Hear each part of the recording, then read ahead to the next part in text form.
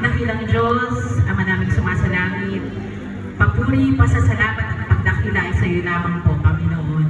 Lord God, nagpapasalamat po kami sa araw na ito, sa panibagong taon, O Diyos, na iyo pong ipinagkaloob sa buhay ng bawat isa sa aming Panginoon.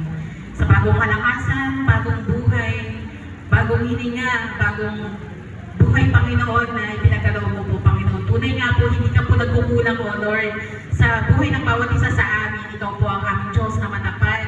Ikaw po ang aming Diyos na kailanman ay hindi nagbabago sa kanyang mga salita, O Diyos. Maraming salamat po sa buhay ng aming ka-Eddie, ka-Rene, ng ka-Wancho, ng ka-Amon, Panginoon, ng ka-Edith, sa in behalf po ni ka-Angie, O Lord, sa buhay po ng Atene, Panginoon, at sa buhay ng